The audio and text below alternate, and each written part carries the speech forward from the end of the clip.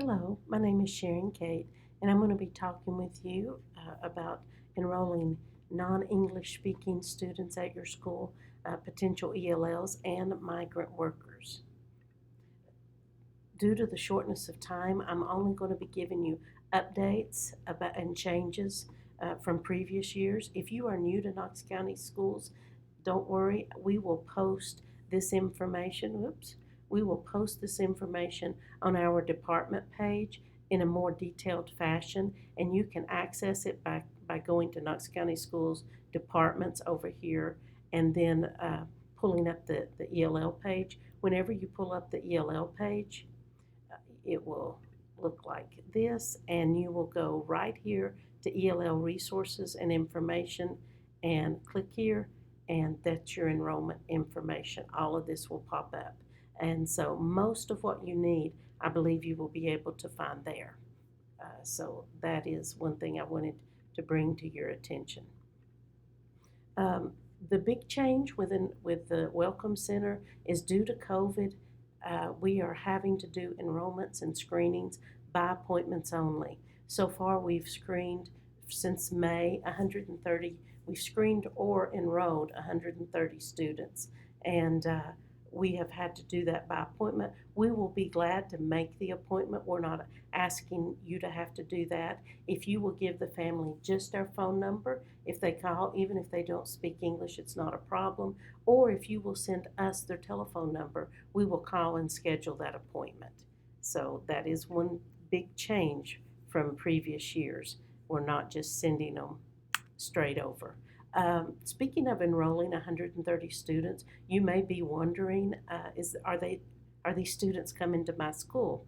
That would be a great question, and you can look now. You do not have to wait until the kids get back into school, because Susan Dalton has sent you a link to a Google document that is specific to your school. You will not be able to access this link if you use a personal email. For confidentiality reasons, we are only giving access through Knox County Schools email. But if you use your email and you click on that link that Susan Dalton sent you, you will see the name of your school here and any students. You can see here, this is just for training purposes. We've enrolled 2 students, and you can see their names, their grades, what's missing. Once the enrollment is complete, we will make sure it's in Aspen, and we will send you the paperwork for that so that you have the original for the CR. You can also see if they've been screened, and if they're missing an immunization, we will not, or a proof of residency, we will not complete the enrollment until we have those. And again, once we get them, you can see that they're here, start making plans, and then once everything is complete, like I said, we will send that out to you. If you have any trouble accessing that page, do not hesitate to reach out to us.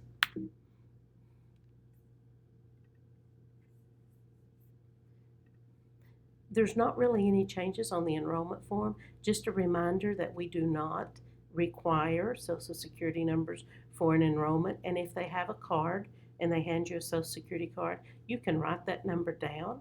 But please do not make a copy of any Social Security card. I would much prefer you use the student PIN. There's also been a couple of changes on the home language survey. Remember, a home language survey, an official home language survey, is only done once in a student's career. So if a student enrolled in Sevier County as a kindergarten and they were in Sevier County for 5 years, then they moved to Knox County. Whenever they do the enrollment form, do they need to take a home language survey? Nope, they don't.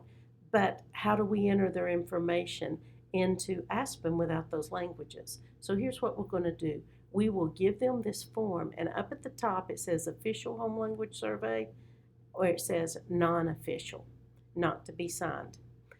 We can get this, and it is not a legally binding document, because we are only getting this so we can put the information in to Aspen. We will then do a records request from the previous school and request the home language survey with all their other information. Once that home language survey comes in, if it says Spanish, Spanish, Spanish, and the parent said English, English, English, we are required by law to go back to the original. And so if we do not put the original language, then the state will kick it out. And if you think about it, it makes sense. You may change the language that you speak at home, but you can never change the first language you learned how to speak. So that's got to stay. I also have stars on the date first entered the country and date first enrolled in a U.S. school. The state will kick them out if we do not upload uh, or upload that information into Aspen. So we have to have those dates here. The migrant occupational survey, it's the same form. I still want to remind you, I have to have it to the state within 10 days. So if you wait 10 days, if you hold on to these for 2 weeks so that you have a nice big stack of them to send to me, I'm out of compliance. So we don't want to do that. Please send them as they come in, or at least send them every Friday. Never carry them more than a week, please, because then they get too hard. The other thing I want to remind you, I only need them sent to me, and you can email them or fax, if they have yes to both questions. Not one, but both. If both questions are a yes, then please get this form to me as soon as you can. The change for this form is, in the past, these were always in the enrollment packet. They will still be in the enrollment packets. However, the state is now requesting that we put them in back to school packets as well. They want this form from every student every year, and they want the forms to be kept. They can either, for that year. So there's 2 options. You can either file them in the student CR, or you can get them back, put them in one file, label it Migrant Occupational Survey 2021, and keep them in a file that's accessible in case we have an on-site monitoring.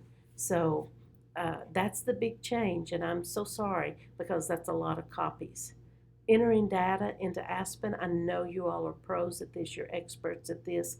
Just a reminder that, again, that we have to have those dates. And the only other thing I guess I need to remind you is please, please, if you make any change, do not make a change in the languages. If a parent comes in and says, hey, I'm getting emails in Spanish, I can fix that. I'll just change everything to English for this kid and you'll get the emails in English. But again, you can't have an ELL student that is English, English, English. And so the state will kick that out. If you have any questions, please do not hesitate to call. You can call Jason or Susan or myself. These are our office numbers. I'm not going to post my cell number on the long term, but for listening to this today, you get the added bonus of knowing my cell. It is 865-621-1605. Thank you so much for all that you do. We really appreciate you. We couldn't function at the Welcome Center without the support and the help that we get from our registrars almost every day. So thank you very much.